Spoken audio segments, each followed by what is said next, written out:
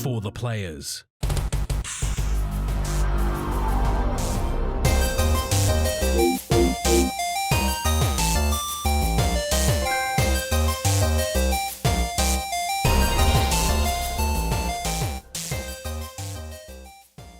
I'm Ryan Betson. I'm Max Cooper. And this is For the Players, the pop culturist PlayStation podcast. Over 40 years of playing PlayStation and 10 plus years, 12 plus years in that games meeting combined. I'd like to thank you for joining us in this PlayStation conversation. This PlayStation conversation happens every Monday morning at 8 a.m. on podcast services, including Apple Podcasts and Spotify, and 9 a.m. on those YouTubes.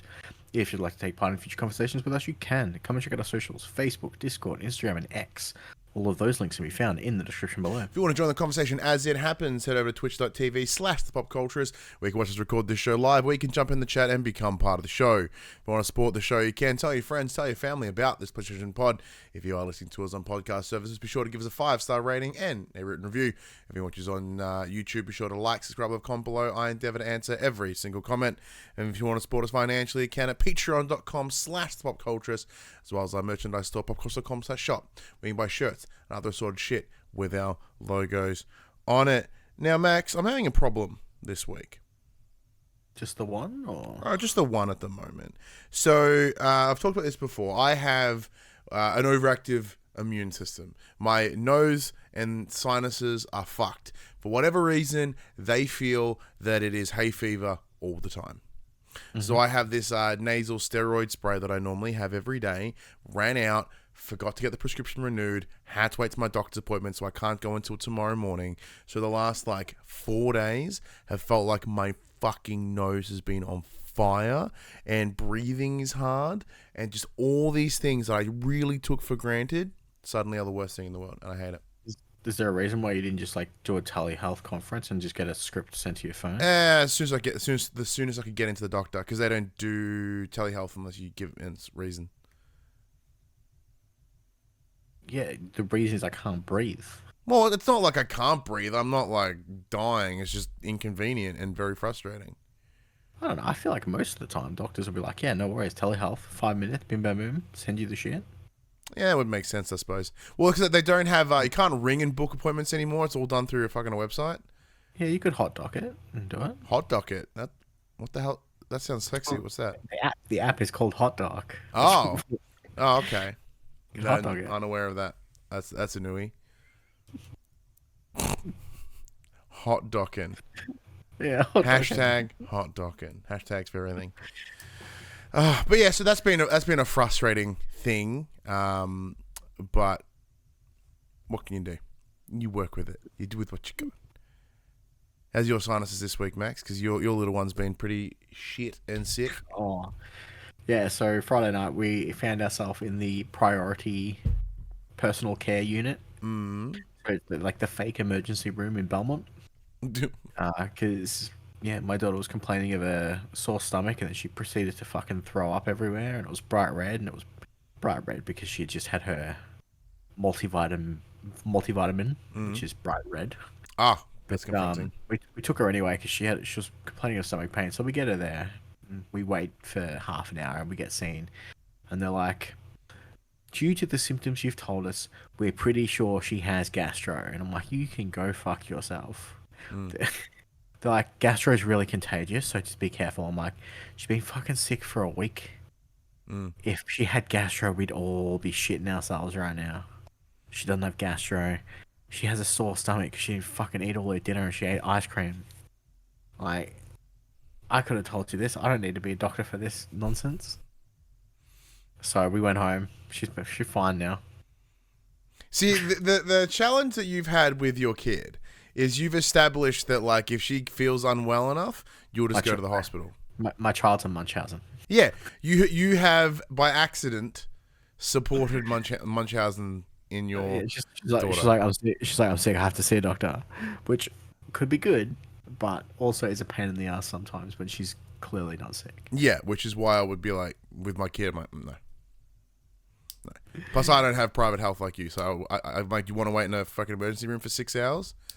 Bet you don't, because you're a kid. I get there, she's like, I play games on your phone. I'm like, fuck no, you're supposed to be sick. And then she fell asleep on top of me. Yeah. which is abnormal for her. She doesn't normally fall asleep at the drop of a hat. So Okay, well, in that case, that does add some layers to this potential sickness. That was weird, but yeah, I don't think she's. I think she threw up because she got herself so worked up that she threw up. Yeah, that seems like a reasonable occurrence in the life of Hadley. Although, in saying that, I could hear her before having a coughing fit, so we'll see what happens. I'm going to work out what's going on with that cough. Yeah. Some doctors say it's asthma, some say it's long COVID, some say it's bullshit.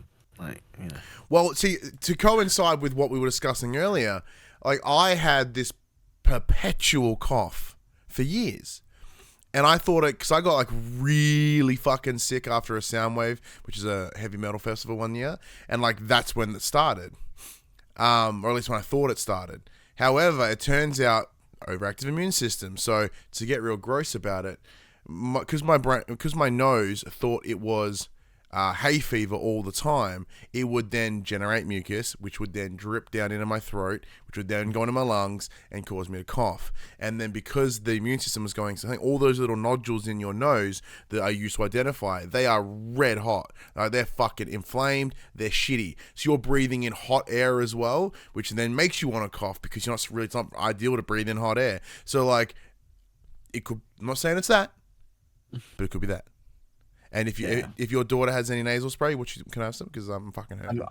I mean, I just chalk it up to she goes to kinder, and kids are fucking gross. That's true. Kids are patient zero. We've discussed this before. They're fucking gross. Horrible things. Love them, but horrible things. Yeah, but I myself, apart from Burning Face, not a whole lot happened this week. Pretty stock standard. One thing I did do though is we went to Warrnambool this week, which is a town here in country Victoria, for a wrestling promotion that I was working for, MXW, where we were doing in-person commentary. We haven't done in-person commentary for MXW in a while.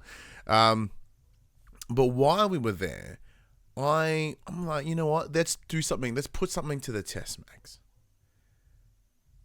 So I packed the PlayStation Portal. I took it. I was about 180 k's from home.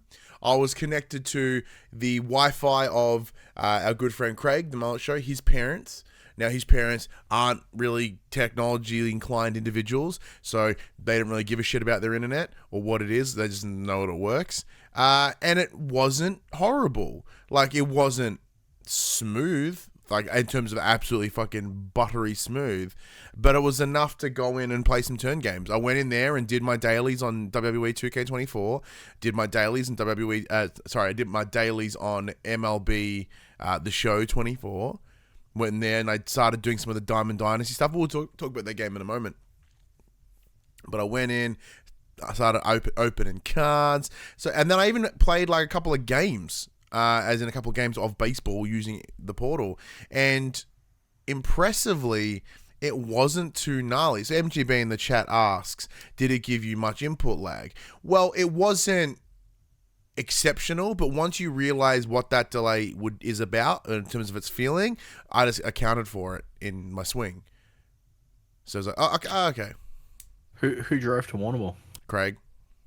How'd it work in the car ride on the way there? I didn't use it in the car because that would make no sense. I feel like that should be its use case. Though. That would see like you're like I have 180 hours to 180 kilometers to travel. Have this really cool device that lets me play games remotely. Can't use it.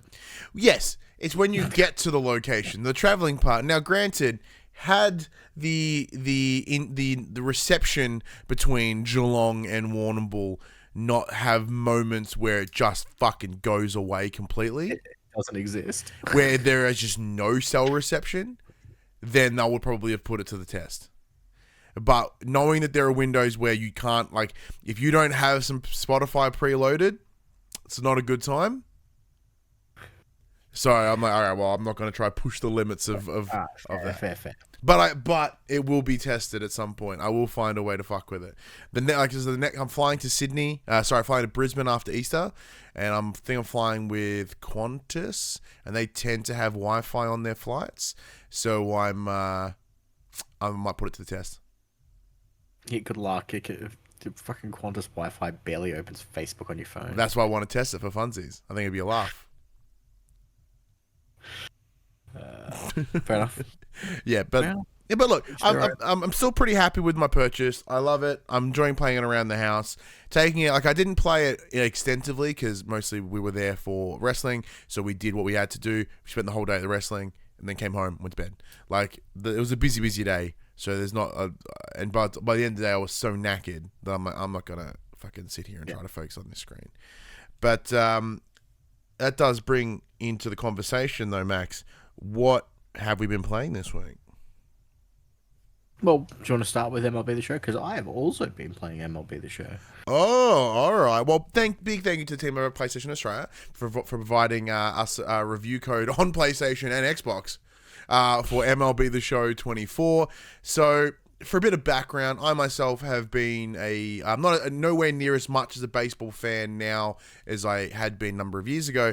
However, when I first got moved to Melbourne in my early uni years, I used to work a lot of overnights for McDonald's just in order to make money while I was studying.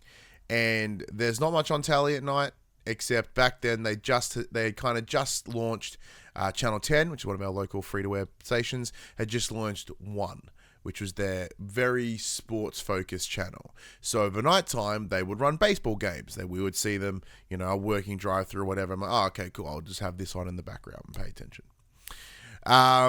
And then very quickly, I caught an interest in baseball, and I saw an individual by the name of Prince Fielder. He's this like 6'3", fucking 400 pounds. He's just a unit of a fucking dude. He's just muscle, and he was the fourth hitter for the Detroit Tigers. So the idea is that the first three ideally would get on base, and then he would go and just launch it out of the park and bring everyone home. And that was kind of what his position was used for. And I'm like, whatever fucking team this guy's in, I want that team. That's my team.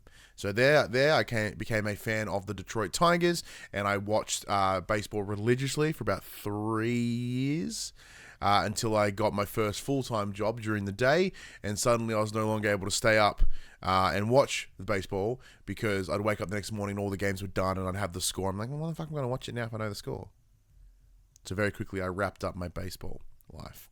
However, that does tie into every time I do play MLB The Show, which I have also been playing since MLB The Show. Hang on. There is 13 on my shelf that I can see here. So I'm going to say since 2013. I do also have 2K's Major League Baseball 2K13 up there as well. So that's how long, like 11 years I've been a viewer or understander, a fan of baseball. So since then, every time I played, I've missed 2 years, I think. So I didn't get last year, and there may have been, I don't know, like 15 or something. No, I'm pretty sure I did get 15 because one of them had Miguel Cabrera on the cover, and I made sure I got that one because he's a Detroit player, one of the best fucking hitters. He's fantastic. Yes, so every year I boot up MLB The Show, jump in, go into the Road to the Show, which is their campaign version. I make Big Daddy bets in, which is me, and the beauty of baseball games is that because all the players kind of look like me, it's super easy because they're all rotund and have a face. So it's super easy to make myself, and I go on to become the best shortstop that the MLB has ever seen, and I play for the Detroit Tigers. And this year is no different as what I have been doing. But Max, I preface all that with the conversation that you have never played a baseball game in your life, as far as I'm aware, nor do you really get nor understand the game of baseball. Okay, well, one, I played baseball in high school. So I meant in a game space, but yes, okay. I don't know how it works. I played MLB 2019, I think. Mm-hmm. So as for most of my foray into sports games, it's kind of just to play pickup games against friends or player controlled PC like non-player character teams. Yep. PC teams. So booted up today, and obviously they're like, "Hey, we'll show you the ropes. We'll show you all the new stuff. Pick your control scheme, do all that stuff," and then they give you like a quick like a crash course into the way you've picked your accessibility options.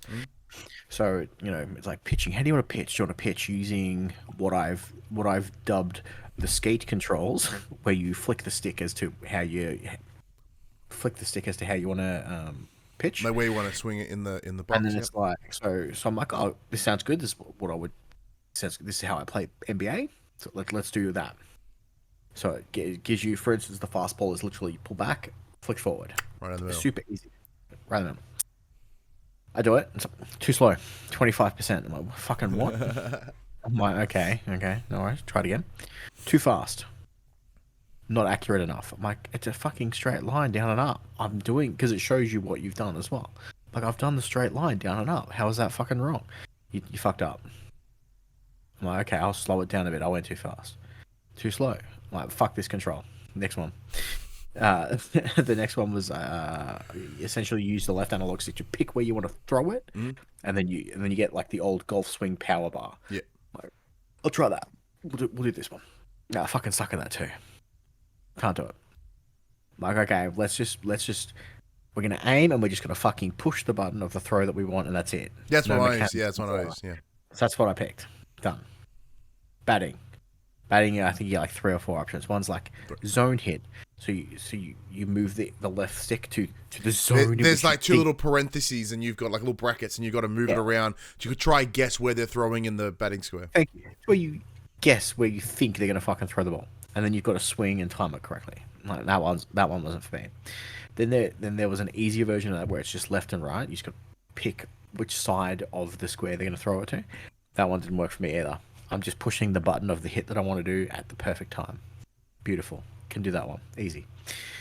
And then for the rest of them, they're all pretty straightforward. It's like, do you want to see where the ball's going to go as it's flying if you want to try and catch it? Yep, cool.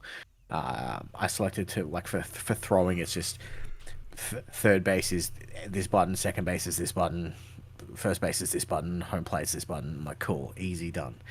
And then it throws you into a tutorial match. Played about half of that before I had to get off and do other stuff. I was winning at the time. I hit like 4 home runs in a row. I was pretty happy with myself. So clearly you put that difficulty down. Oh, I set it to what the game recommended and put it on what I think they call it hybrid difficulty, where if you're playing well, it'll just... Oh, it'll adapt as you go. Yeah. Dynamic difficulty, I think it was. Yeah. And it adapts as you go. So I think it eventually bumped me up from... I think it started me at beginner. It bumped me up to rookie or whatever their system is. Yeah, beginner, rookie, veteran, and then something else. Yeah. The character models look fucking sweet as. Yeah. That, like, it looks really good.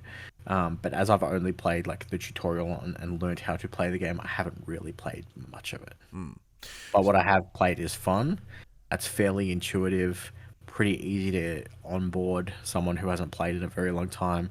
I think the system, the way it asks you to set up how you want to play the game is very good at the start. It's like, let's just get all of this fun stuff out of the way, pick which works best for you, and we'll go from there. So yeah. So in terms of my choices, I can't confirm this, but I feel like I've never really had to pick the mode types that I preferred. Like, it almost like it knew. So I have a feeling that it may have gone, hey, we can see that your save file for like the last year was this. Did you want to just import that? I was like, yeah, sure. Once again, that's a presumption because I don't remember picking anything. However, having not played it last year, this year it went, what are your things? I'm like, shit, what are my things? So yeah, I had the same pitching as you because that's the way once again going back to 2013, and I understand that each of the changes that they've made in the, say, the pitching or the batting style is more around how more of a realistic simulated experience are you wanting. For me, I'm like, no, I kind of have fun like in a simulated experience. So my pitching, because it's the one I kind of enjoy the least, is just like, you pick where you want it in the square, and then you press the appropriate button. Done. Batting, on the other hand, I have the directional, so I can pick where I want to hit it in like, I want to go over like to right field or whatever, and then you pick the appropriate face button. Boom. And if you time it right, bang, it's where you want it to be. That's how I like to play. What position did you choose? It doesn't make you select a position at that point. Oh no, that's in the character creator. Yeah, okay, yeah, that's right. Yeah, so in terms of what I've done, I did jump into the story mode. In this case, it's called Storylines, I believe. I touched upon this last week. I think I did, yes. So I touched upon this last week, was there telling the story of the Negro League, as it was called, which feels really uncomfortable to say out loud, which is fun. But since then, I have dove into Road to the Show, have built myself. I went and did the MLB Draft Combine, which is, so you obviously have a draft where you go and you pick, you get picked players, whatever. The Combine is essentially your ability to go in and prove yourself, like go in a position, like, it's almost like a scouting circumstance, I imagine. Did okay. I came out as essentially with a C grade, because I'm playing on veteran difficulty, because I've been playing this game a while. I was like, I'll throw it up to veteran. Seems like a good pick. And yeah, so currently there's a series of games that you play to then know where you're going to be drafted. So currently I'm sitting 7th as a potential pick in the draft. Not too bad. My batting average is about .33, or around approximately, because I think might be slightly different. So for the first game that I played, I did get on base once out of 3 times that I got to the plate. I did score myself an RBI, which was nice. It's runners batted in for those playing at home. So there is a statistic in baseball that if you don't get on base, if you manage to get the ball into a position where someone else can get home, score a run, you get rewarded for that in your statistics. So one of the things I love about baseball. Very similar to hockey. And what's that? Wayne Gretzky, his most key scoring metric is the amount of assists that he did rather than how many goals he scored himself. So that's been cool. But the one that I dove in additionally over this weekend and a little bit before I left was Diamond Dynasty. So Diamond Dynasty is the trading card equivalent. So think Ultimate Team for FIFA, think My Faction for WWE, where you get cards and you build a little makeshift team, and then you actually go and play games to sort of simulate particular challenges to unlock more cards and more power-ups, etc. Now, because PlayStation were kind enough to provide us like the Super Digital Deluxe Edition or whatever, I had about 37 or 38 packets that I could open, and I had to stop because because the mental reward that I was getting from opening these packets to create my baseball team was unmatched, and is concerning because it was was doing things. So I did stop. I still have 20 that are unopened. So I've stopped myself. Like, okay, let's space this out. I'll come back tomorrow and I'll open 1 or 2, and then maybe the day after open 1 or 2, because very similar to WWE 2K, I don't want to spend money because I know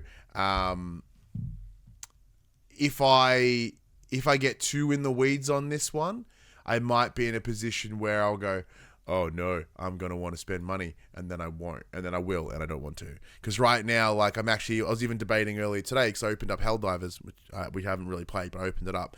And, bing, here's another 50 medals because something else happened that you weren't a part of. I was like, oh shit. And they've got their new season pass, or what's it called? The, whatever. Battle, whatever. Battle, whatever the fuck it's called. And it's like, oh, it's like, $10. I was like, because even if I just get it and then just don't play it and get these accumulated medals and go in there and use it. That's the thing. These aren't seasonal. Like, they stick around. Yeah. Like, you can still do the one for, like, what is season 1. Yeah. So it seems like a worthwhile investment. I am really enjoying the game. I'm loving its marketing. So like, maybe it's worth investment. But like with this, like, it does feel different because I'm buying.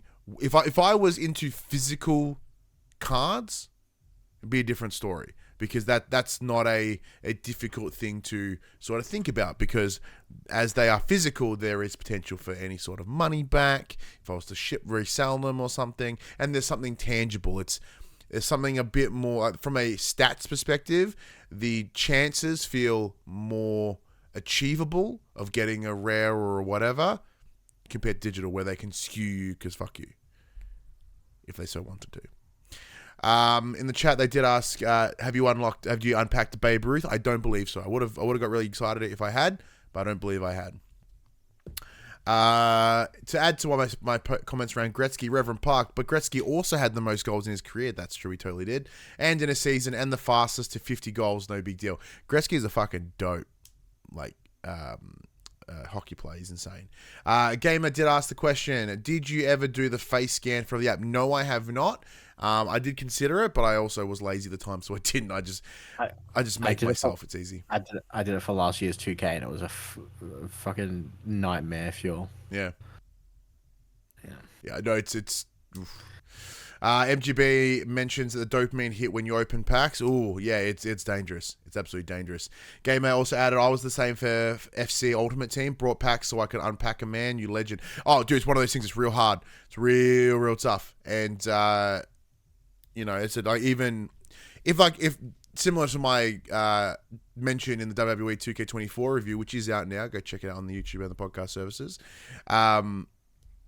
I was like, yo, 2K, if you give me some VC, I'll open 1,000 packets. I'll do it on stream. I'll do it. It'll be awesome. They didn't get back to me, which is totally fair, because I wouldn't. But look, it's interesting that you mentioned the game looks insane. For whatever reason, there are moments where this game looks immaculate to me, but there are moments where I feel it looks worse than previous years. Like it feels like it's missing some of the high-end detail on even a lot of the named major players. But once again, that could be rose-tinted glasses and my memory of playing the game compared to what it actively is. So I would need to download, say, MLB The Show 21 or 22 and then be like, well, does it look as good as I remember? Because I sincerely do not believe that they would have downgraded the quality of the title in the last couple of years, even if since putting it on Xbox as an example, because that's a reasonable thought process, having to meet what the Xbox Series S whatever needs. But I refuse that. I honestly don't believe that to be the case, because you played it on Xbox and you said it looks dope. Yeah, it looks good. Let's see. MGB in the chat also asked, I tell you, as someone who spends a fair bit on Fortnite, you will spend so much money on microtransactions in these games if you get fully into spending money in them. And that's something I don't have the spare cash regardless. So, it's not a luxury that I have. And I know that if I do it, I will probably have a lot of anxiety about it, because that's just how I go with finances, because I don't have a lot of money.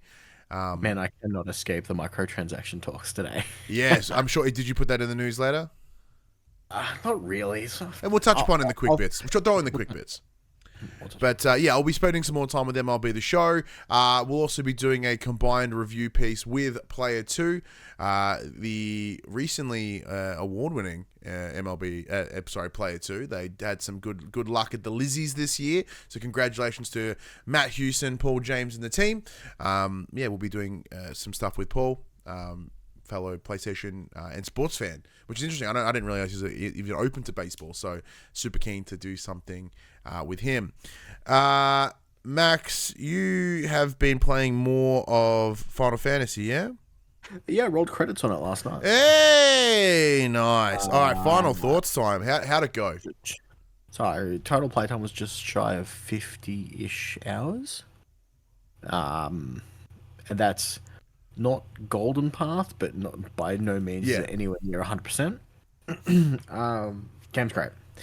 They took a lot of bold choices in changing up the story, rectifying and retconning a few things that I think made it better. I've thoroughly enjoyed the changes that they made. I was wrecked by the end of it. It ended emotionally wrecked? Yeah. It ended a little bit differently than I anticipated, but I think it is for the better. Okay. It ended exactly where I thought it was going to, but not in the way that I thought it was going to. Interesting. Which was cool. Obviously no spoilers, but in terms of Did it alter it on emotional beats and sort of the intensity that comes with that, or like has it deviated from the original Final Fantasy VII in a mixed way? It's hard to. You can't touch upon it without spoilers. Oh, that's fine. Hard to answer that question without spoiler. Yep, that's fine. But the back end of this game, so they do a section in the later half of the game where they do like it's not it's spoilers, but it's not. It's a game that's been out for like 20 odd years. Mm-hmm. When you get to the temple, which you get to in the original game, one of the changes they made is each individual character goes through their own personal trial, and it kind of shows their biggest loss that they've had in their lifetime, and that fucking wrecked me. Oh, so mute in the chat did ask the question: did you cry? No, I didn't. It takes a lot for you to cry at a game. I cry at the drop of the hat. Like a good commercial will get me going these days. Death Stranding had me fucking bawling my eyes out. I imagine that if I'd play, I'd probably cry because I'm a big old cry. I was close.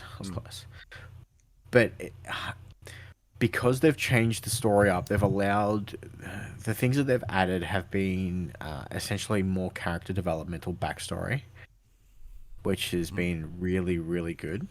So you see essentially just in this one snippet, this one section of the game, you see exactly why these characters are the way they are. It basically shows you their most horrible point and their lowest point in their lives, and that's kind of made them who they are now as you're playing with them. My biggest gripe with the game is that they're gigantic dick teasers by the end of it. They give you the two of my favorite characters in the series, and they're like, sorry, they're not playable. Go fuck yourself. They'll join your party, but you cannot use them. And is that spoilers for you to mention those two characters? I don't think so. They're the two characters that if you've played the original game, they're the two characters that you get that haven't been introduced in the first part of Final Fantasy VII Remake. Okay. So one of them you meet in a completely different way, and they're either doing his segment of the game later. Okay, is that Yuffie DLC sort of setup, you reckon? Yeah, so what I believe he was in some of the trailers. So Sid is the pilot, and he eventually joins your team in the original game. And you have this really cool, sweet backstory that he wants to be a pilot, he wants to be an astronaut, he's building this fucking rocket ship to go into space. Shinra, the big bad electric company, come in and go, fuck you, we're not doing it anymore. Ruins his town, ruins his livelihood, blah, and all that jazz. And he kind of resents everything about them because of this, and he kind of joins up with you. In this game, he's just a way to travel around the world quickly. Actually, no, this makes... Because I remember you being quite upset at the end of Remake because you couldn't play Sid. Yeah. He's essentially just like a freedom fighter pilot, and he's just like, yeah, I'll take you to where you need to go. Just send up some smoke, and I'll come pick you up in my plane. Like, it's very nonchalant. That impacts Lost a little bit? A little bit. So, hopefully they because, again, like, he's there, but he's not a playable character. He's essentially just your fast travel companion. The game is fucking stacked with minigames. Some of them don't need to be there. Some of them are a bit tedious. Some of them are fun. The fast travel, like when you're flying to point, it gives you control of the plane but serves no real purpose. Because you're still just going that spot, so you can't like bugger off or anything? Yeah, you can't deviate from the path. You can just move from left to right. That's all there is, but it still takes you to your final destination. You can put the controller down and walk away. You're not going to crash. But, yeah, I think... MGB in the chat did ask, I heard there's basically a Fall Guys minigame, but with frogs. Yes. Sweet. Yeah, pretty much. Played more of that card game? Was it Queen's Gambit or some bullshit? Queen's Blood. Crap, I was close. No, Queen's Gambit. No, I stopped. I was getting too caught up in it. Like, I want to see this through. I've got other things that I need to move on to. So, yeah, I've been kind of plodding away at it. The So game's it's paced the very- same way that when I played Final Fantasy X on PS2, I think I spent more time playing Blitzball than doing anything else. Yeah. Well, see, at least Blitzball had a purpose. Like, to get ultimate weapons and stuff like that, you needed to. Oh, play I didn't know Blitzball. that. I just played it. Like, all you get is cards, which serve no purpose outside of the card game, Oh, okay. as far as I'm aware. Some of the boss fights at the back end of the game are fucking rough. I haven't Rough as in acquired tedious, or rough as difficult, or difficult. So I haven't acquired this. I have 2 more summons to acquire, both requiring combat trials. One of them I've attempted 4 times and have failed miserably every single time because the fight's a piece of shit. So essentially, the way that the combat's supposed to work in this game is you fulfill a certain task in the battle, it pressures the enemy. By pressuring the enemy, you can fill their stagger bar faster. Once they're staggered, you deal a significant more amount of damage to them. So essentially, that's the rinse and repeat. For this particular summon, the way you need to pressure them is by exciting them in battle. hot. So you need to dodge their attacks, you need to land special attacks, you need to do all these things, and he'll get excited and therefore become pressured. If you don't do this, he becomes bored and one hit kills you. Oh. But for some reason it's really unforgiving. So if you get hit twice in a row, it's instantly he charges up his one hit kill move and it's game over. So I haven't quite figured out the fight pattern yet. So that one's been kicking my ass. And the other one, the last one that I need to get, is tied to a specific side quest that's in each region, and I just haven't finished those yet because the last one doesn't open up until chapter 12, and there's only 14 chapters in the game, so it can't be done until the end of the game anyway. Yeah. All right. Well, So I've got to go back now. Once you finish the game, you unlock hard mode, you unlock chapter select, and you can kind of go through and do all that stuff. because I was going to say, so now that when it comes to the game itself, as you have rolled credits, like so you're not done with it. You are going to go back and continue. I will go back and get the things that I'm missing because I've been enjoying playing the game and I'd like to see where this goes. But from a story standpoint, I've rolled credits, I've seen it through, and now I have to wait 4 years for the final part. So very similar to what we discussed in 2020 when Final Fantasy Remake came out. Subjectively, I guess, and objectively, because I don't understand for yourself with your emotional connection to Final Fantasy, for both those categories, does this fit in a Game of the Year conversation? For me personally, yes. Overall, like putting my feelings aside from it, depending on like having known what's come out this year so far, yes. But the unknowns could knock it out of that conversation. Okay, so you think it'll be a precipice game, like it's not a clear leader like what was the game that you played somewhere recently? It's no Baldur's Gate 3. That's Thank you. Like a definitive. This is it. This is the Because I think there's a higher chance of like print because we talk about Prince of Persia being in end of year discussions. That's going to drop. Like I think it would be like using the Game Awards categories. It's definitely got a spot in like RPG of the year. Yep. But it may not necessarily fit the bill of Game of the Year. Okay. Interesting. Well, it's still good praise nonetheless. But yeah, it's absolutely fantastic, and it's a must play if you've played Final Fantasy VII. It really kind of goes deeper into the story and kind of tidies it up a bit from the messiness that was the original at times. Okay. Excellent. Which is cool. But that's it. That's all I played this week. Fucking Final Fantasy took up all of my time. Well, that's not entirely true. There are other games that we have been playing this week. So, thanks once again to the team at PlayStation Australia. Max, you and I had been playing Rise of the Ronin. It's the latest from Koei Tecmo and Team Ninja. It's a second-party exclusive on the PlayStation 5. We've had this game for a while. Probably like 3 weeks. Round about? A month, 2, maybe? 3 weeks. Not a month. 2 to 3 Month seems too long. 3 weeks. Yeah. 3 weeks tops. So we do have a preview conversation that is up on the channel, but the review embargo did go up a couple days ago, but neither you or I had played, or what we'd felt we'd played enough to have a lengthy review then and there. However, times have gone past a little bit, and we can at least touch upon things here, but we didn't have enough to have a full dedicated video that we would be happy with releasing. Yep. You did release your first ever Let's Play this week for it. Congratulations. It is an achievement. No, like, that's not like being fucking dismissive. That is legit. It's a lot of anxiety. It's a lot of pressure to put that out there in the world when you've never done it before. So well done. Very subpar gameplay, not my usual. Was not on form. Yeah. The pressure of doing it on camera is a whole thing.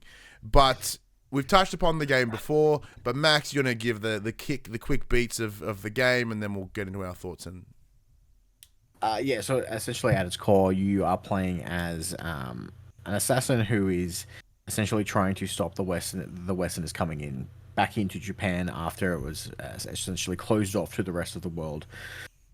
So yeah, it's really hard. I like Team Ninja games. I'm a huge fan of Neo, huge fan of Neo 2, and I think what sold me on Neo and Neo 2 was its supernatural underlay. Okay, yeah. Whereas this is a very grounded, real world story. Granted, the characters they use are fictional, but this story actually took place. Kind of takes it away from me a bit. It's one of those things that, and I know a lot of people have been saying this, but this game feels dated already because Ghost of Tsushima came out years ago. Mm-hmm.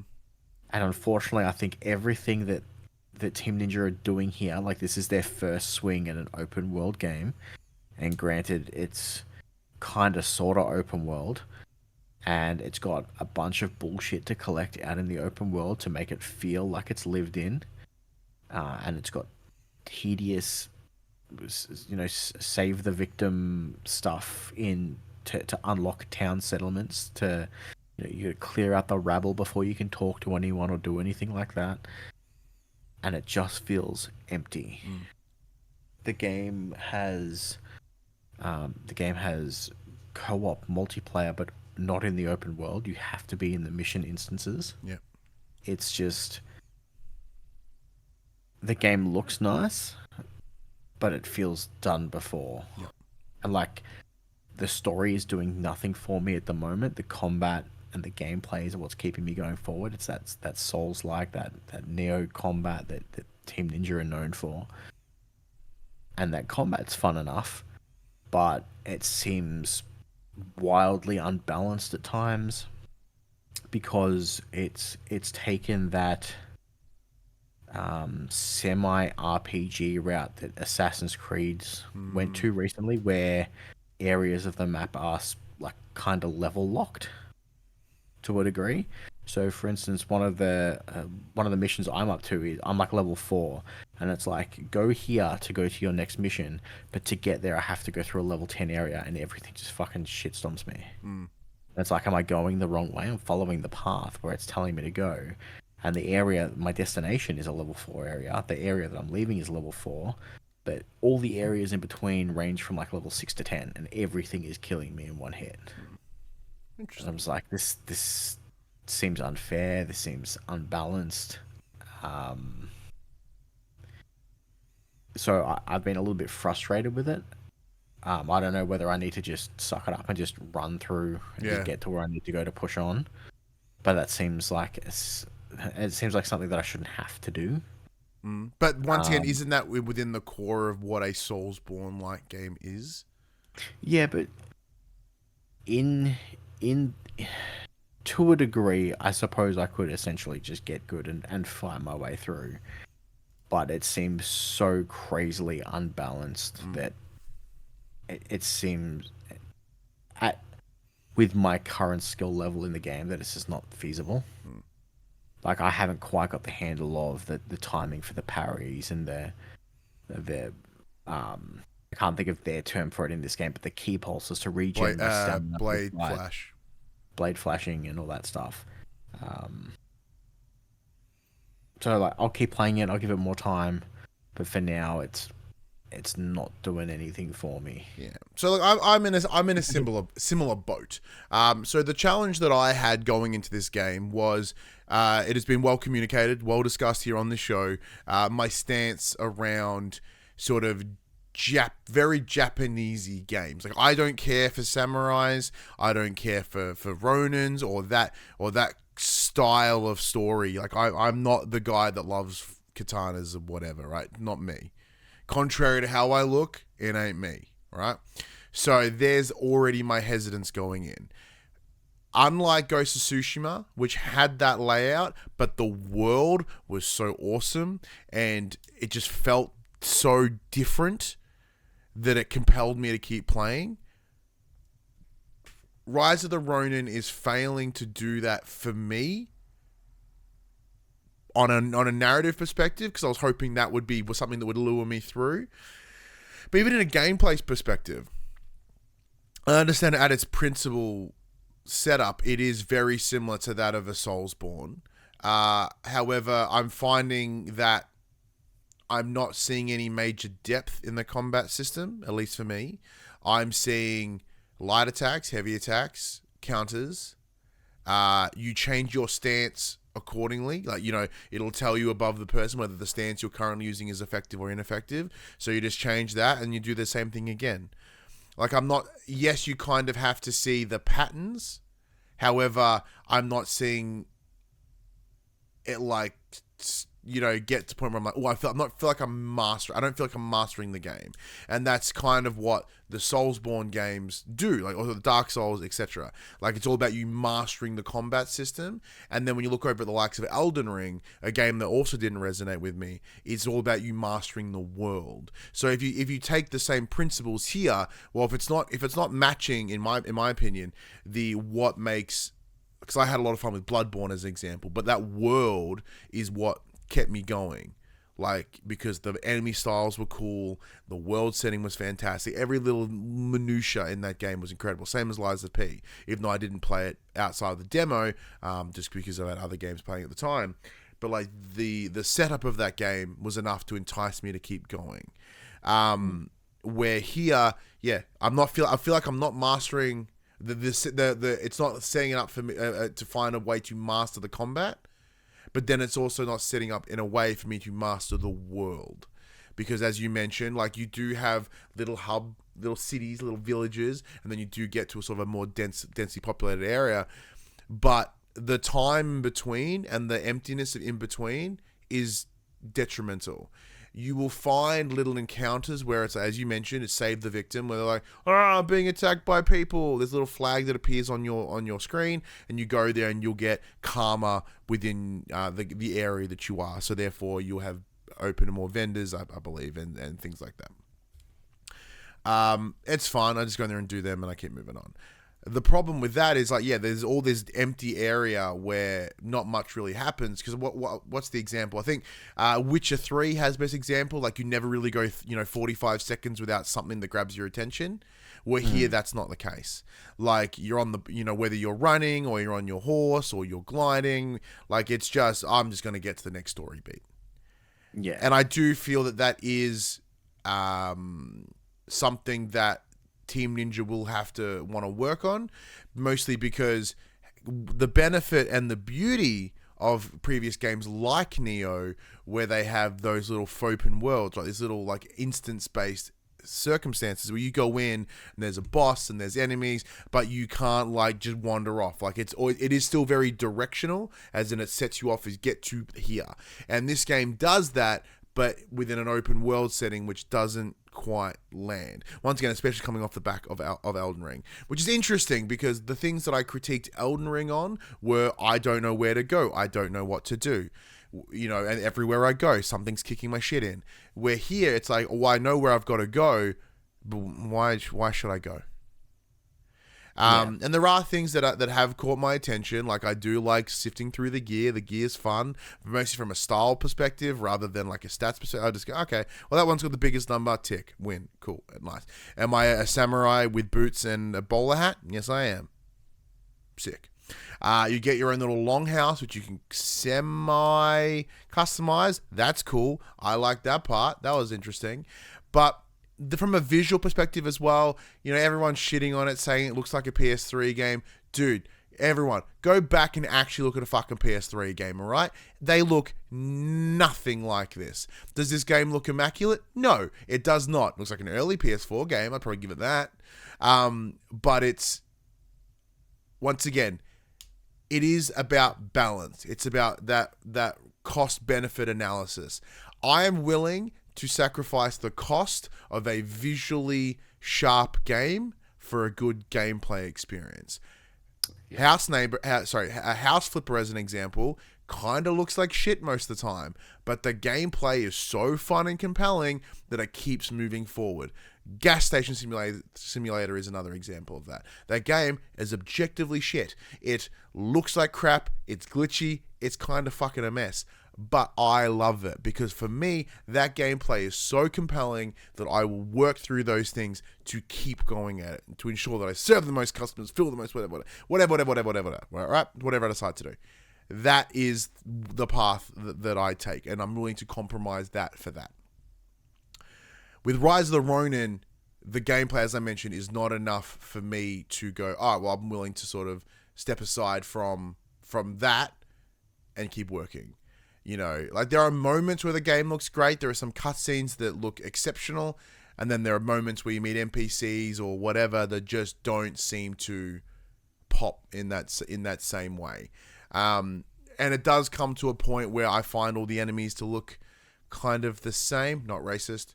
But the only thing I pay attention to is what weapon they're using, because it appears that what weapon they're using dictates my stance, and that's it. Like, I'm not looking at the enemy types. I'm like, I don't even give a fuck who you are. Are you supposed to be a lieutenant or something? Don't care. You have a big sword. I'm gonna switch to this stance. Done. Cool. Now, it sounds like, weirdly enough, I'm further in this game than you, because my level is noticeably higher than level 4, or use that as an example. I'm not sure. But I certainly attempted to give it the time that it should deserve, right? Once again, the code came our way, so I'll play it, not out of a kind of out of obligation, but at least to get to a point where I feel I have a competent critique of it. Some of the things that were said, that there are certain parts of the game that benefit after X amount of hours of play. Not good enough. That is unacceptable, especially in this day and age when our time is as limited as it can be. I never want to hear about a game not getting good until 15 to 30 hours in. No, that does not fly anymore. Doesn't fly. But yeah, so I am saying, part of me thinks that I'm in the wrong, because we're looking at the scores that are coming out of all these publications, and they are substantially higher than what we're talking about right now. So, are we in the wrong, Max? I mean, that's the thing. It's subjective, always is, but subjective, I should say, it always is. Yeah. What resonates with one person doesn't resonate with the other. Look back at Death Stranding. We sung its praises, and then someone gave it a bullshit, undeserved low score. Yeah, they gave it a 3 out of 10, and they're completely wrong. Yeah, look, for me, if I was to give this game a number score, it'd be a 7. Yeah, 6 or 7. It's exactly a 7. The game's fine. It's just not blowing my skirt up. Yeah, it's not Crash for me. Things seem to work. All the RPG mechanics within it are interesting. There's it's not broken. It's not fucked. It's playable. It runs. It is the perfect example of fine. At least for me. Yeah. One of the other things that did hit my inbox this week was Alone in the Dark. So big thank you to the team over at PLAION Australia for providing us the review code of that. with the nature of playing the other couple of games, we haven't jumped into it just yet. It is very much my this week game. So having played the demo at PAX and then playing it again at home, and I just because the PAX were under a timed window because it was sort of booked time to go and mess with the game. So when I played the demo again here at home, I made sure to look at every little nook and cranny. I've talked about my love and appreciation for Alone in the Dark and New Nightmare, which was the PS2 game, was also on PlayStation 1 as well, and I love that. And this game, from at least the hour or so that I've played of it, it does seem to be doing exactly what it set out to do. Now, once again, these are very, very early impressions. You get to play as two characters. I forget the woman's name at this very second, but Edward Carnby is the guy, played by the dude who did Hellboy and was in Stranger Things, David Harbour. Nailed it. So, David Harbour and the other individual. So you do seem to have a split story because Alone in the Dark, at least the originals, was very clearly a clone of Resident Evil in Resident Evil 2. So with Resident Evil 2 having the idea of playing with Leon or Claire, where here it's a similar concept. The game itself knows that it has this energy of this weird sort of B-grade horror movie. And it seems to be leaning into that, which I really, really like. Because even in the style of it is very much a AA game. But once again, I knew that going in, so I'm happy with what I'm seeing. The fact it does look a little janky kind of fits for me, that 80s B-grade horror energy, and that has me really excited to keep pushing forward as I explore this little creepy house in wherever the hell it is. But is there any other games you played this week, Max? And that's kind of it, isn't it? No, this is it. That was it for me. Let me do a quick check of my app, as I always do, as a good reminder. Let's see. Oh, one thing we did also get in our inbox was Hi-Fi Rush. So big thank you to the team over at Bethesda Australia and Double Jump, I believe is their PR. I think it is Double Jump. I'm not sure. Or Power Up. I think it's Double Jump. So yeah, the email came through being like, hey, Hi-Fi Rush has hit PlayStation. I was like, shit, I heard nothing but awesome things about that game. Especially knowing what Tango Games Works history is with the likes of Evil Within. And this looked not that. So let's give it a burl. My first impressions after a couple of hours of gameplay is I adore the art style. It is like cell shaded, but not in the kind of not aged well version of Borderlands. It is much nicer. Very similar to like Metal Hellsinger as an example. It is a rhythm-based combat system. So you actually get awarded points for attacking on the beat, which is fun because the whole premise of the game is music related. As you enter this walled off city where you can those that are ailed can be repaired with the use of cybernetics. You have a jacked up arm as the character of Chai. You go in, you get your arm replaced, but because you're a big music head, during the surgery to get your arm, your music player falls onto your chest and then gets built into you and is essentially what powers your arm. And then as a result, you make this cool little V guitar that is your weapon that's built out of scraps. That's really cool. And so one of the first songs that jump in is Gold on the Ceiling by the Black Keys, which really, I think it really appropriately sets the tone. It's just fun because you'll notice he runs to the beat, like he moves to its ability to synchronize music and gameplay is awesome, is absolutely awesome. Once again, I still got a bit more time to spend with it, but there's a couple little things that I like that just make me chuckle. I like the one of the robot that you hang out with. His name's 808, which is the name of the little synthesizer that's most commonly used for the old school beats. It's a little thing just kind of popped me really hard, and most people probably pick that up.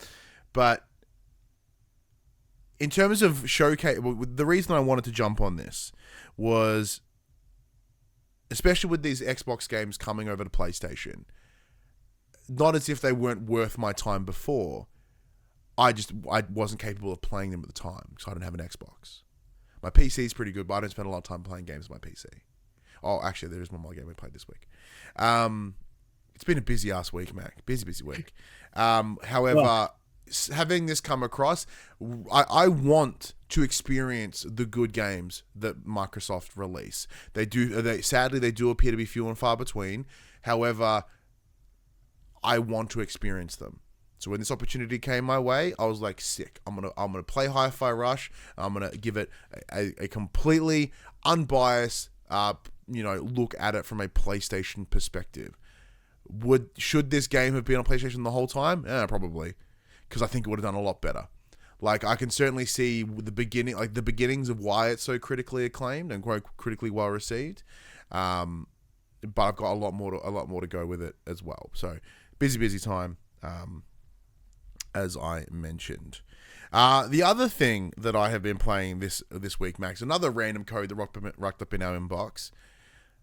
Horizon Forbidden West has made its way to PC. Apparently it was a really good launch too. Yeah, it looks to be pretty solid. So in terms of myself, I did boot it up on my computer. I can't even tell you what my let's see. When can I find what my things are? Device manager? No. Computer management. There we go. So nope, that didn't tell me at all. Either way, my PC is a thing. It's got bits in it. It's got parts in it. Max, where can I tell you what my parts are? Oh, wow. I think that's a whole discussion for a different show, my friend. Nice. System. There we go. All right, hang on. Oh, we've blocked that. So I'm running a 13th gen i5 1300 and wait, what? Try again. 13,700. 600 KF, 3.5 gigahertz, 32 gigs of RAM. My graphics card is where are we? Display adapters. It is a GeForce NVIDIA RTX 4070 Ti. I don't know what any of that means, but my good mate Ethan built my PC. What I love about it is I turned the game on, and it went, you should be playing on very high. I'm like, oh, very high? I want to play on ultra. There is no ultra. So I smashed it, and I was really happy with myself. Because, for years, I've had, adequate PCs. So I've never had that, beautiful moment of booting up and it just rocks my shorts. And this did exactly that. So Horizon Forbidden West was already an incredibly beautiful game. Stunning game. And then booting up here on my PC with this lovely, the Gigabyte M28U monitor, 4K monitor, was 144 hertz. Putting it at 4K, putting it at maximum frameage, good HDRs. Dear God, what an experience it was. So I certainly understand the appeal of PC gaming, by the way. And then the second I tried to play the game with mouse and keyboard, it all fell apart. Why didn't you just plug your controller in? That would have made sense. But I was like, well, I'm playing on PC. I'm gonna use the key. I'm gonna play it with the mouse and keyboard for a little while. I'm totally going to switch it back. I've already played the game, and clearly we have enough other games that we should be playing them instead. But I was really appreciative of that code coming through by absolute surprise. Booted up, very happy with it. The game looks awesome. Anyone that questions that game as visual fidelity, you're dumb. Game is brilliant. Nixus doing work. Nixus are absolutely worth every cent that Sony have chosen to put into them to bring them in as that porting house. But anyway, let's get into the section we call Inform the Players. We tell you about what happened this week in PlayStation. Max? This week in PlayStation, we have some internal investigations, apparently. Ooh. So Sony is reportedly undertaking an internal investigation to determine how exactly the specs for Trinity, the code name for the PS5 Pro, is internally known, leaked. The incident occurred during a third-party developer rollout, and while we may never learn the culprit's identity, there will undoubtedly be additional security ramifications for other third-party developers moving forward. Insider Gaming's Tom Henderson has said that an internal investigation is already underway at the firm. Henderson's sources confirmed the veracity of the leaked documents detailed by YouTuber Moore's Law is dead over the weekend, and it remains to be seen what the outcome of the incident will be, but the noted insider suggests that Sony will reduce the pool of third-party developers trusted with the new tech is one potential possibility. It is one of those things that you kind of wonder, like, who leaked said info? And there's got to be someone. Phil Spencer. God damn it, Phil Spencer, you bastard. Because maybe they sent it across as part of the MLB, to the Xbox peeps funny. Call of Duty? Or Activision? Yeah, probably Call of Duty. Yeah, I didn't think about that. That makes way more sense. But, it does bring a question. And it is interesting that they're doing an internal investigation because it makes sense, right? It is like, the headline is like, who leaked PS5 specs? Which is kind of intriguing. And like Jim the janitor. Yeah, like is it a circumstance of someone willingly gave it away? Was there someone in the room that shouldn't have been? Did someone leave the specs on a train like that Assassin's Creed shit that one time? Or was it Tomb Raider? No, it was Tomb Raider. Where someone left that Tomb Raider shit on that train one time? Like, what is it? And it's one of those things where like Moore's Law is dead is a reliable source. Like, yeah, they get things wrong occasionally, but they're reliable, right? Everyone has get shit wrong. Even the beloved Tom Henderson, who we've mentioned, has got shit wrong sometimes. It's it's part of the game. It's part of the deal.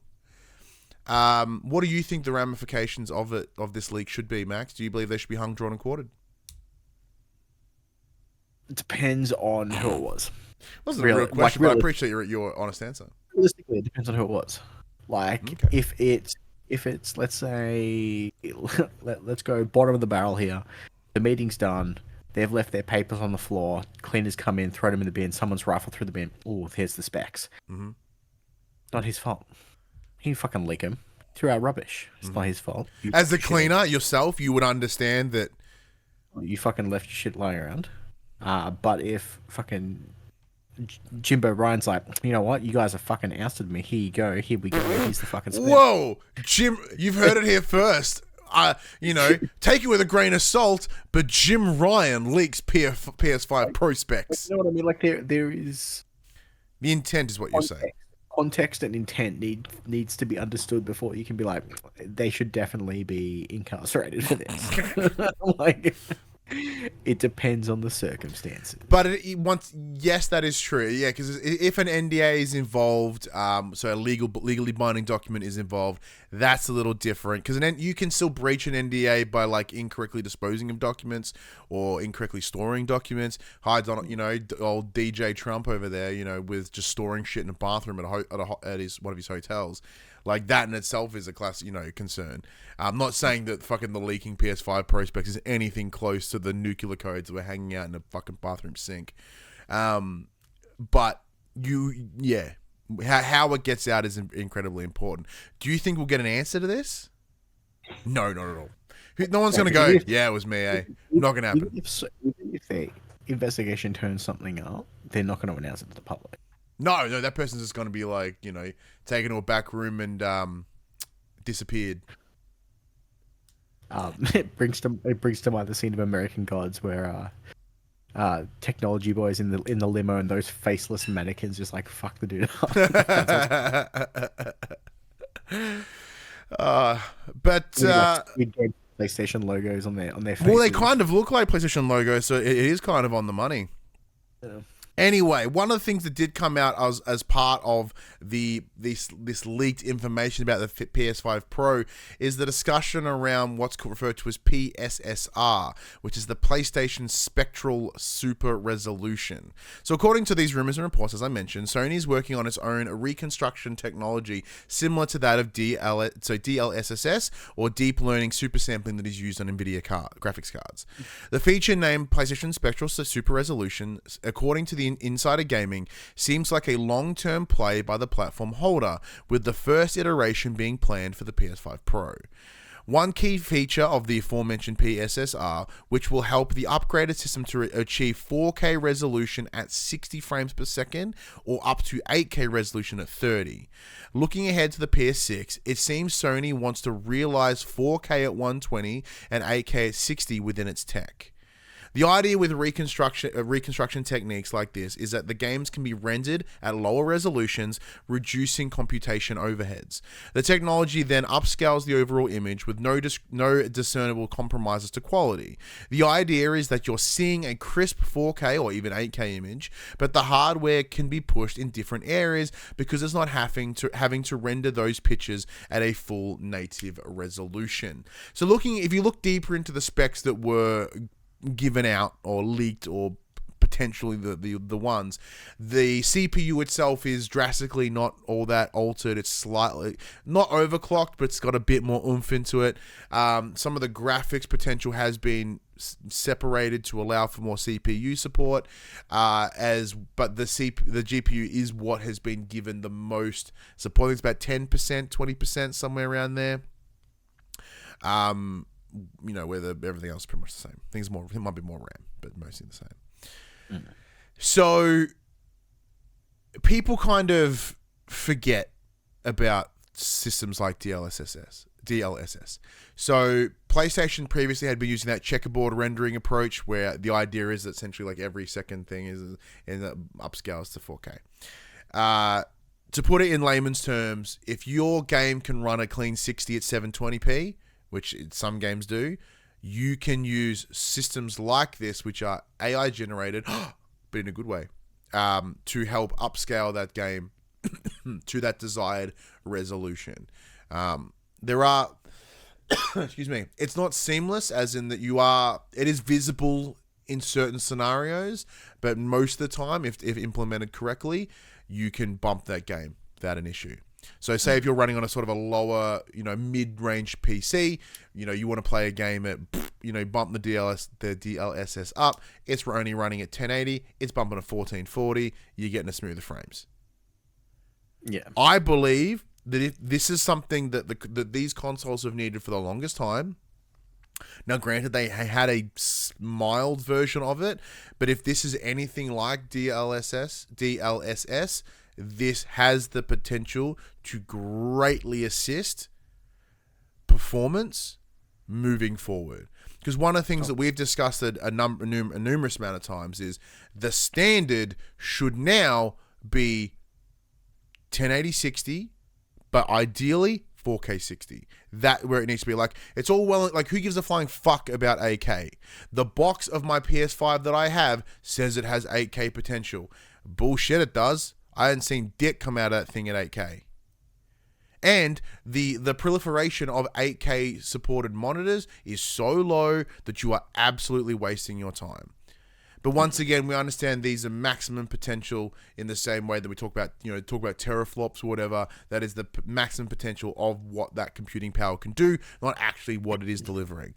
Max, as a bit more of a tech head than me, especially when it comes to PC things, how do you look at this? I'm in the same boat as you. I think consoles have needed this for a very long time, and it just takes the excess strain off the hardware. In theory, it should allow them to make cheaper boxes going forward, but not compromise on fidelity of graphics. Yeah. Because it is one of those things, because the podcast that I was listening to, they were talking about how the telemetry is that 70% of people that play games play in fidelity mode. They don't play in performance mode.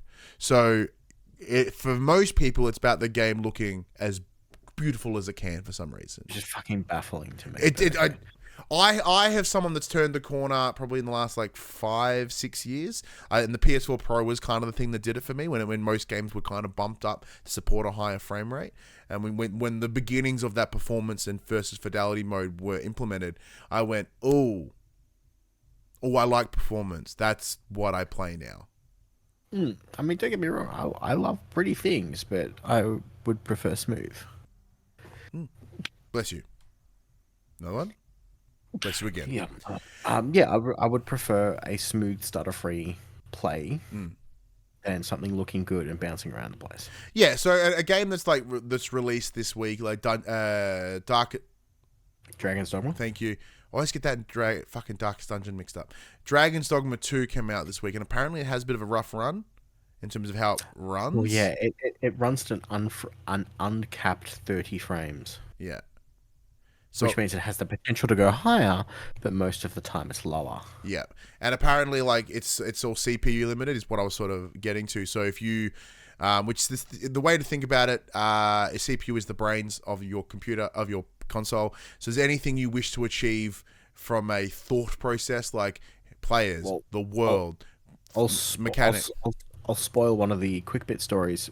Players in Dragon's Dogma 2 have started upping their frame rate by slaying NPCs that don't respawn. Yep, so they go into areas where they just kill a bunch of folk, and therefore the game is no longer having to render as many individuals and plan their logic or whatever it is they wish to do. So if they just fucking kill them, mass genocide benefits gameplay quality. Bizarre.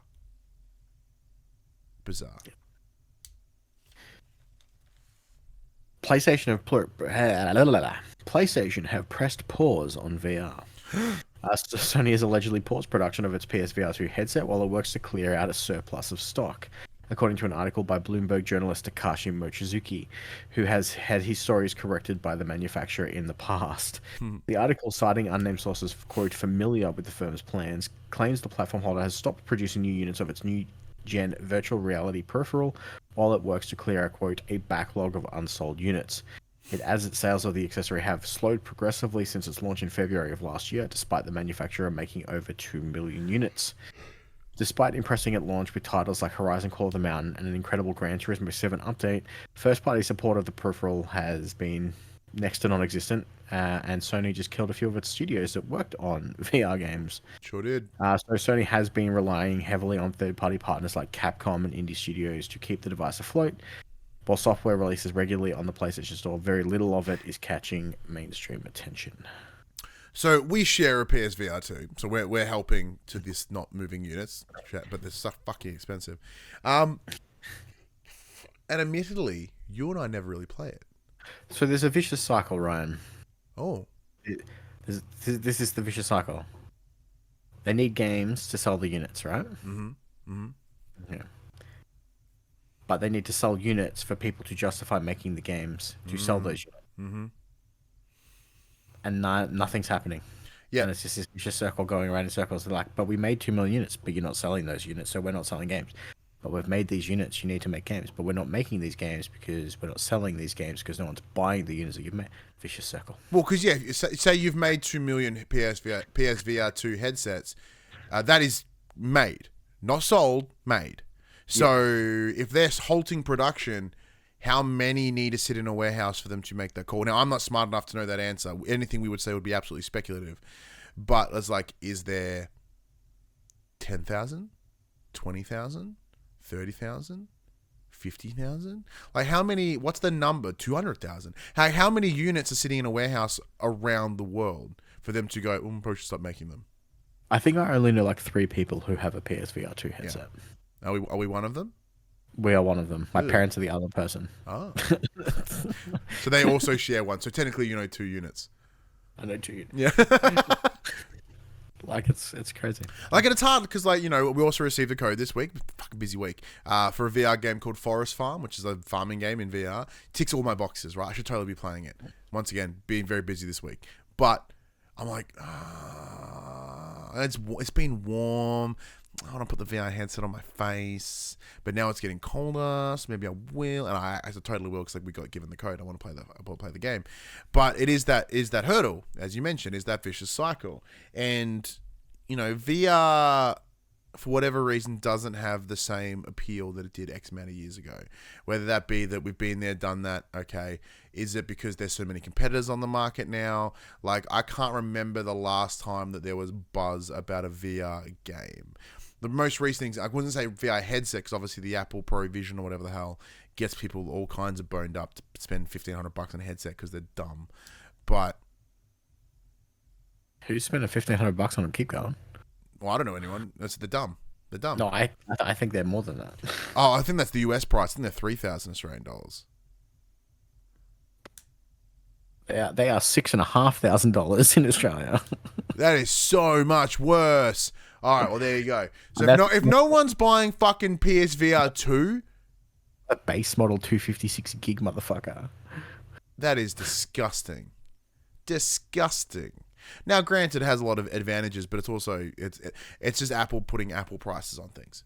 Apparently, I'm sure it's all cool tech, but it's not worth that. The overhead on that must be insane. Just the absolute profit. Blech.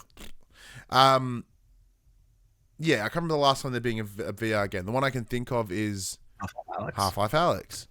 And that's still not come across. PlayStation have looked at, the rumor mill we talked about a couple of weeks ago was that they're looking at ways to be able to play PSVR 2 on your PC. Once again, great PC. Happy to do so. Would like to play it on the console. But there are the games that have the inability to be backwards compatible is a problem. Because there were some cool VR games on PSVR 1 that I'd probably be open to playing. But if I have to rebuy them, if I have to not have access to them at all, not cool. Not cool. And it's a bummer. I really want to keep talking Nobody Explodes on PSVR. Yeah. Where's what was the other game? I Expect You to Die. That game was tons of fun. You're like a shitty James Bond villain where it's essentially little escape rooms. Games rules. Had so much fun with that game. So I was on PSVR 1. Did Super Hot come across? Has it? It would make sense if it has. Super Hot. Drum roll. No. No, there's a problem. I don't think so. Not that I can see. Unless I'm just blind. Well, we'll assume it's a problem until we work out, Do minimal research, make strong claims. That's how it works. Get on the PlayStation. You go for Is the it next my one. turn? I think it's your up anyway. Oh, okay, cool. All right, Among Us. Next news story. They said it's Among Us. The first wave of voice actors confirmed to be cast in the upcoming Among Us animated series has been revealed. And a surprisingly star-studded affair. Randall Park, name I doesn't ring a bell, is playing Red, the captain of the Skeld. Perhaps best known for his role in the sitcom Fresh Off the Boat. Didn't watch it. Fellow serial star Yvette Nicole Brown, yes, Community Shirley, that's nice. Will portray Orange, the ship's resident spineless corporate shill, in quotations. Frodo Baggins himself, Elijah Wood, will be playing Green, who is an unpaid intern who's, quote, just happy to be there, end quote. Lastly, one of the video games industry's most prolific talents, Ashley Johnson, best known for The Last of Us and 1,000 other amazing things, will be playing Purple, the Skeld's sarcastic chief of security. Matt? Randall Park, he played Kim Jong-un in The Interview. Okay, yeah, that doesn't mean he'll be good in this movie, but all right, sure. I guess on the back of Last of Us and a bunch of other things, is this something that you want? This is so dumb. Is it like a procedural fucking drama? What is it? Is it a movie? Is it a TV show? It's an animated series, I guess, because it's one of those things where normally the character. Well, animated series, yeah. So it's a TV series. Yeah, absolutely, and it is one of those things where I look at this and I see it as. Because they're like, well, how could this be a movie? How could this be a series? It's the Glass Onion. It's Clue. It's it is a murder mystery, and that is how they'll deliver it. They'll deliver this game, this show, as if it's a murder mystery. There's your answer. I actually think it would more play in line to those. Who done it? Nah, see, well, they could go that way, but it's like those stupid fucking reality TV shows where they do tasks on an island to fucking. Oh, see, that is actually a better idea than what I had. Well, the idea that I had. And then they go to fucking tribal council and they vote each other out. Well, yeah, they do go. They call an emergency meeting. And, okay, all right. Ooh, I like that. I like that a lot. Yeah, who knows? Back to work. Or is it just like a fucking happy tree of friends and they just bullshit for 5 minutes and everyone dies? Oh, actually, that would be cool too. It's like a little shorts. It's like 5-10 minute things, and it's just people getting killed in bizarre ways. Or is it people just Or are they just getting fucking people to just play the game? And they're just gonna Or you know record what it is? They're gonna do a real like all these, like when they did reboot the Guardian Code. It's not about reboot anymore. Like, there are a bunch of people that get sucked into a game and then they become the characters. That's what it'll be. It'll be Jumanji. There's your three choices. It's Jumanji, it's a reality show, or it's a whodunit. You can lock them into a bank, but we gave just enough variability that prediction can still be wrong, and we still might be right. While you're clearly Googleizing, Max, I'm going to jump into the next bit of news. Veteran, hang on one sec, got to put that timestamp down. Veteran Sony executive Connie Booth, who had exited PlayStation after a 30-year career, had made a surprising move that is... start that again. Veteran Sony executive Connie Booth had exited PlayStation after a 30-year career at the firm, which was a surprising move that caused some confusion late last year, including outspoken God of War creator David Jaffe, who let the cat out of the bag on social media. We still currently don't know the full details on her departure or whether the split was amicable, but we do know where Booth will end up next. Booth has accepted the very impressive sounding title of Group General Manager, Action RPG at Electronic Arts. In an exclusive statement secured by IGN, EA Entertainment head Laura Miele announced the news, revealing that Booth's portfolio of studios will include EA Motive, who are currently handling an Iron Man game, Cliffhanger, currently handling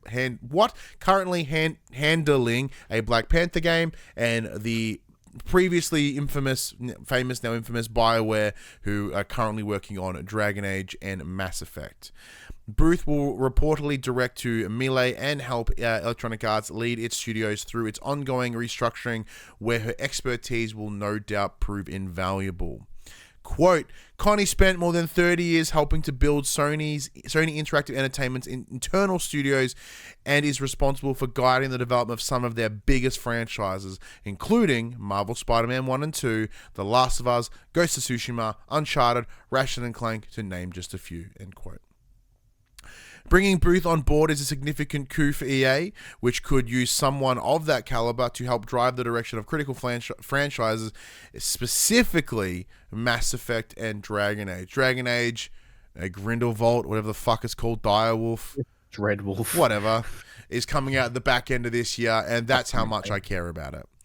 I don't think that. Now, granted, her employment will likely not affect that game because it is in its late development, is likely in its final phasing. So anything she could do, we'd hope. Anything she could contribute is minimal at this point. Yeah. Mass Effect, however, if they are doing another one for a reason, then that is where we will likely see her greatest impact. Now, to add to that, she's an individual that was around before Sony created PlayStation, so she gets it, she knows it, she's lived it. It's 30 years in the industry. It is an absolute win for whomever we're going to pick them up.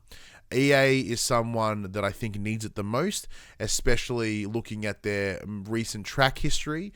And one thing we've discussed before is that EA needs to do things to step out of those sports games. For some, that is the best thing that they can do. However, even for us, it's not ideal. Like, they step out of it sometimes, like with Immortals of Avium last year, didn't handle it all that well. Avalanche got poo-pooed, got rid of a bunch of folk. Are you in a position where you feel hopeful, enticed by this acquisition of a person?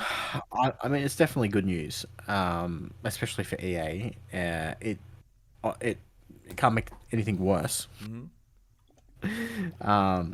But yeah, you're right. EA, it'll be good, especially to stick Booth in the RPG section, where they're kind of, their last few have been very hit and miss. I still wish fucking, what was that mech game, Anthem. I still wish Anthem was good. Yeah, man, I loved Anthem so much. So hopefully Connie can prevent something like that from happening again, because Mass Effect and Dragon Age used to be the kings of RPGs, and now Who did? kind of laughed at. So Same as EA Motive. I remember EA Motive having a lot of love. Let me do a quick look at. It's off the top of my head. I can't remember what they have done, but in my head they have like that. Yeah, here we go. Motive are only a recent studio. That's interesting. I thought they were older. They did Battlefront 2, Squadrons, and Dead Space. So like, huh? the remake. It was founded by Jade Raymond. Oh, okay. By former okay. Okay, interesting. I was under the impression the Motive was around. Who am I thinking? Who's the one that made the Frostbite engine? Who the fuck are they? And that's also is that EA? Yeah, it's Frostbite. God damn, my meds are hard wearing out.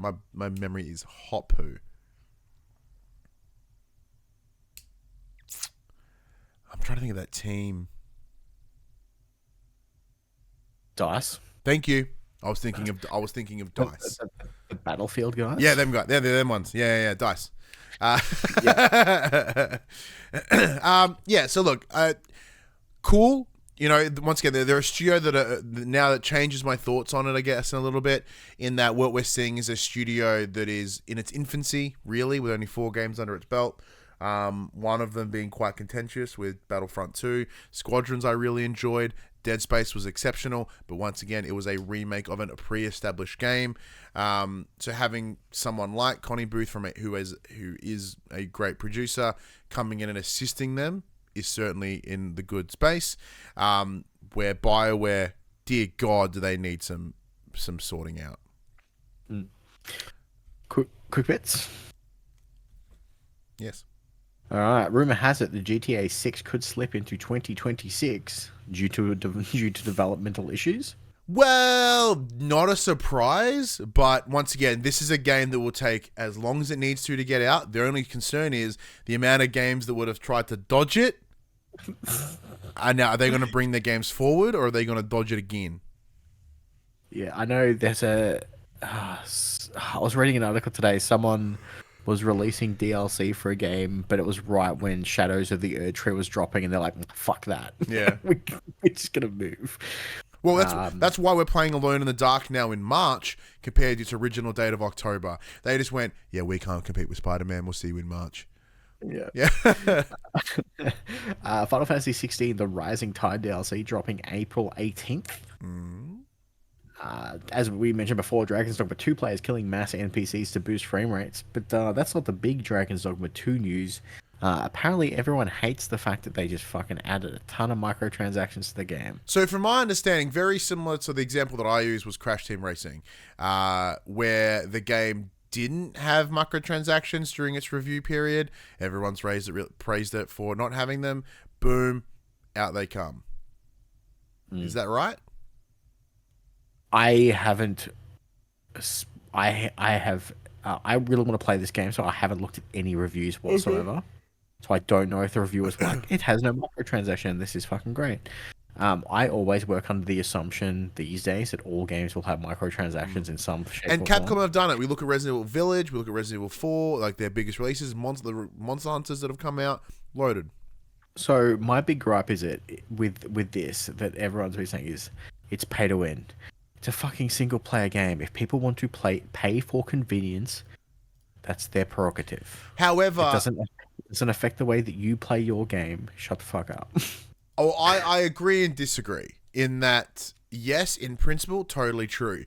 But if we look over at games like Assassin's Creed, we look at whether it be Origins, Odyssey, or Valhalla, those games were purposefully hindered to make you spend money. Like, all the level gating and just the bullshit, the grind that those games forced you to do under the proviso that it thinks that it could push you to spend money. That is the concern. Well, and as mutes on your mute in our chat is on your side as well, while you're not forced to buy them, and that is absolutely true. However, if the game itself is then built in such a way that you are at a distinct disadvantage. So the things that they're selling are premium currencies, teleport crystals, Which are and revive crystals. Fast travel. And revives. Fast travel crystals and revives. That's what they're selling. Okay. All of these things can be earned in game. Sure, they're going to take longer than clicking buy now on your fucking PayPal account, but they are earnable. It's not like oh, you can kill the griffin once per day, but if you buy this item, you can fucking spawn it an infinite amount of times. That would be gross. Okay. I think the biggest thing is that all through the development cycle of this game, the team were like, you don't need fast travel in your game. If you have to have fast travel in your game, it means your game is fucking bland and boring, and the moment to moment's not fun. And then they've added these to kind of, because in this day and age, people like to do things quickly. They like the ability to fast travel. Sure, you miss those little moment to moment things, but again, it's a single player game. I would prefer someone to be able to spend $5 and make their time with the game more convenient and at least experience the game than be like, I don't have time for this, so I'm just not going to play it at all. And as someone who's recently lost a lot of their game playing time by having children, I like having those options available. Okay. Yeah. These would be more egregious if it was a multiplayer game. Sure, they would be classified as pay to win, and I agree with that. But it's a fucking single player game. Let people play it how they want to fucking play it. If you don't want to buy the DLC, if you don't want to buy them, just fucking don't. It's not hard. Yeah.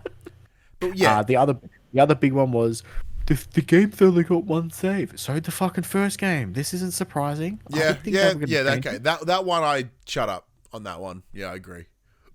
I didn't think they were going to change it. They've set a precedent. They want you to feel the consequences of your actions by not allowing you to save scum. That is why every NPC has permanent death. They want this world to have consequences for your actions, and they can't do that if you can save it 30 fucking times after every dialogue choice. But in itself, doesn't the introduction of microtransactions counteract that? If they want you to have the consequence of action, if you don't do the things you need to obtain those items, the consequence is you can't use them. I think there's a difference between going, and I know it's a really shit analogy, but like it's like the difference between walking to a party or catching an Uber. I'm still going to get the same experience. One's just faster and more expensive. Yeah, true. and convenient. However, the walk isn't going to make me appreciate my beer more when I get to the pub. Like it would if it's a 45-minute drive or it's a 45-minute walk or a 3-minute Uber. I don't know what kind of fucking terrain has that level of discrepancy, but yeah, if it's like you're in an Uber for 5 minutes or you're walking for 45, that beer is going to be awesome in 5 minutes compared to 45 minutes from now. So, like, it's a single player game. Let people spend their money if they want to spend it. Fuck it. At least they're experiencing the game as opposed to missing out because they're like, I don't have time for a 50+ hour game. I don't see the problem with it. Single player games. I neither have the time nor the money. So what does that say? Where's that put me, Max? Huh? Do I have to get a new hobby?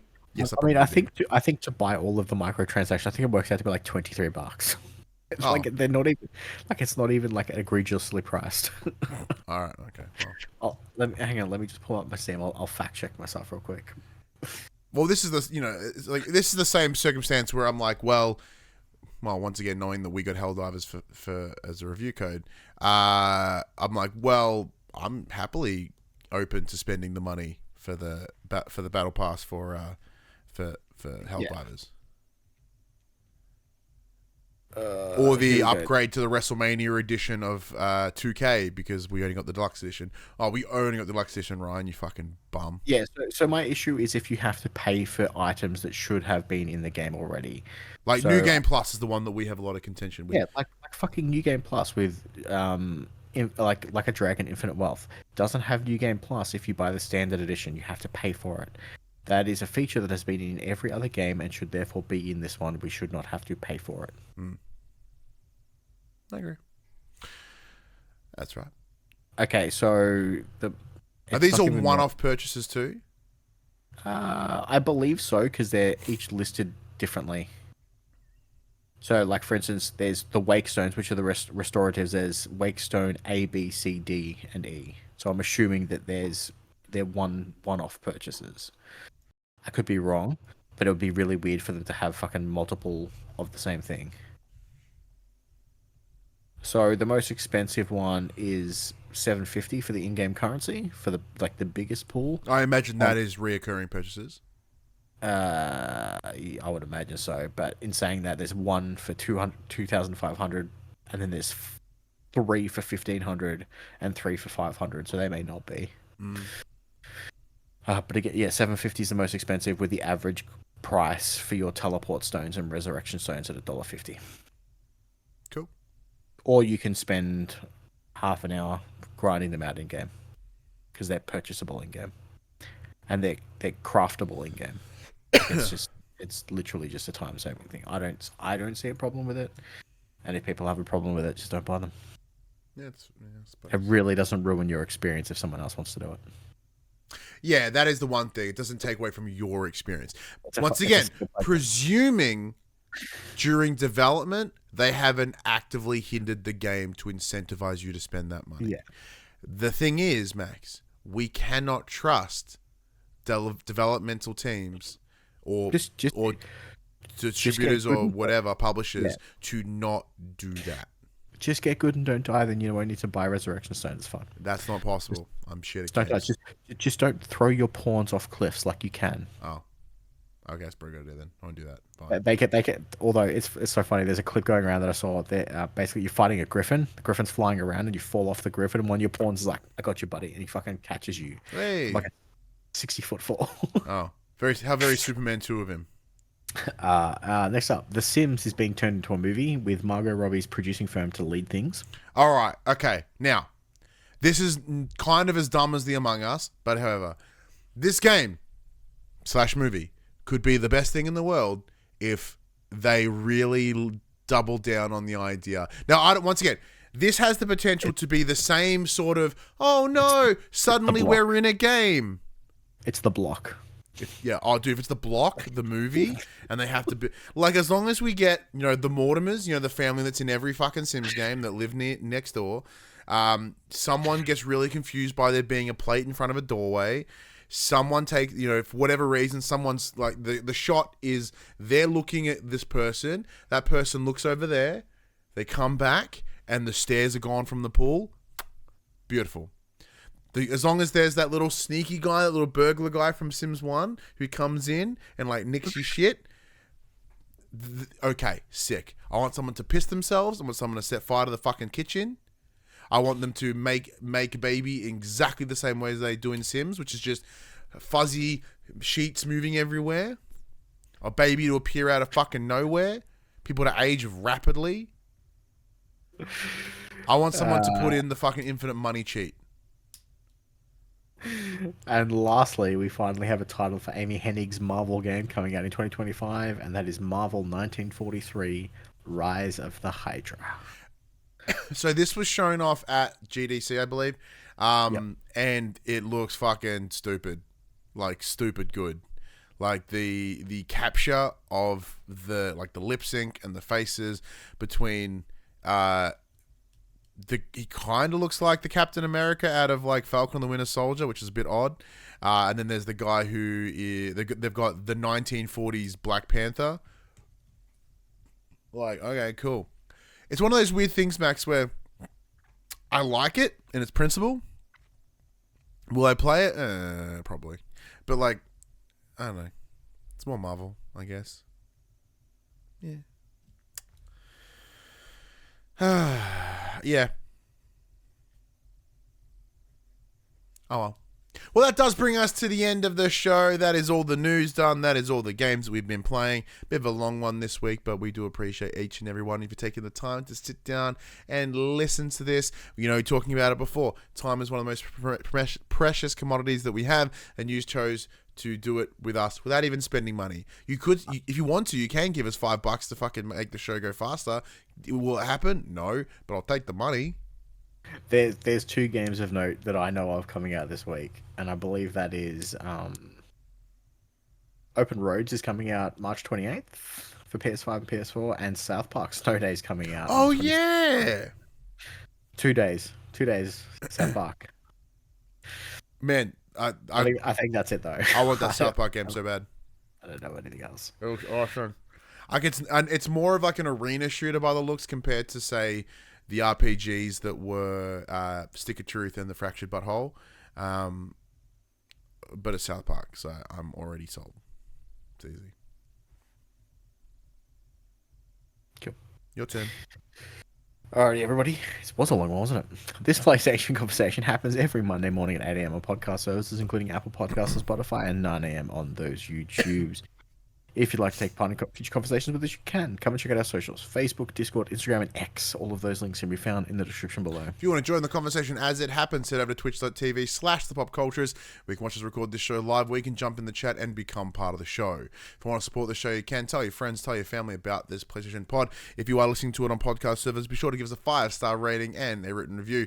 If you watch us on YouTube, be sure to like, subscribe, leave a comment below. I endeavor to answer every single comment. And if you want to support us financially, you can at patreon.com/thepopculturist, as well as our merchandise store, popculture.com/shop, where you can buy shirts and other sort of shit with our logos on it. Now, it does appear there was some issue with Spotify this week. That has since been rectified. So for any of you that did have, for whatever reason, miss out, everything is back up and running on that platform.